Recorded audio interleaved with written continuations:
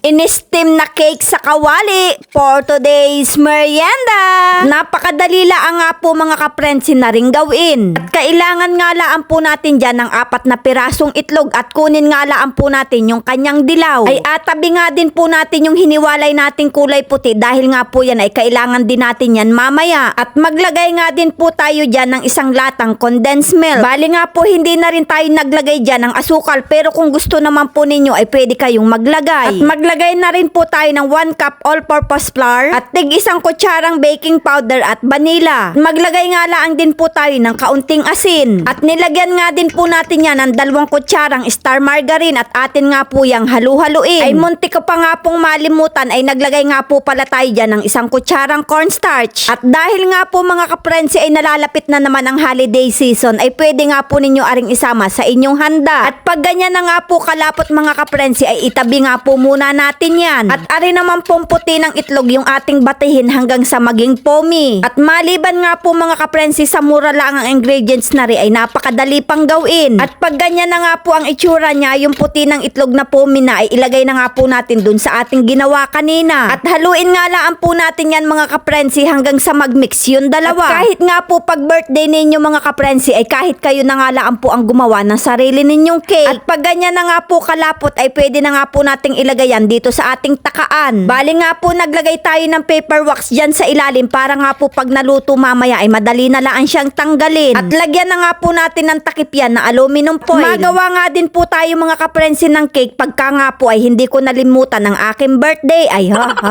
pag po ba yan naman sarili mong birthday ay wala ka ng pakialam. At ayan nga po naglagay tayo dyan ng patungan tapos ay nilagyan natin ng tubig. Ay ari naman po ay mga 45 minutes nating pakuluan para nga po ay lutong-luto. At ayan na nga po mga kaprensi, pagkalipas ng ilang minuto ay luto na ang ating in-steam cake sa kawali. At para nga po malaman natin kung luto na yan ay atin nga po yan tusukin ng tingting. At pag nga po walang sumama dyan, ibig sabihin po yan ay luto na. Kaya yan po ay atin ang ahunin. Kahit nga po yan ay mainit-init pa mga kaprensi ay atin na nga po yung sakmalin. Ay bakit pa po baga naman natin patagalin yan ay gayon din naman. At ayan na nga po at napakaganda ng ating pagkakaluto. Tanggalin na nga po natin yung ating nilagay dyan na paper wax at baka nga po ay masakmal natin ay bumara pa sa ating bituka. Pwede nga po kayong maglagay sa ibabaw ng icing kung gusto ninyo, lalo na nga po kung birthday ninyo ito agawin. Ay ako nga ni po ay natatakam na mga kaprensi, kaya naman ano pang inaintay natin dyan? Sakmala na! Dahil nga po nasarapan na naman ang aking inay ay gawan ko nga daw po siya ng ganaring cake sa kanyang birthday. Sabi ko nga ni po ay sa malaking palanggana ko na ata ka para malaki ang kanyang cake. Hanggang dito na lang po mga kaprensi, maraming salamat!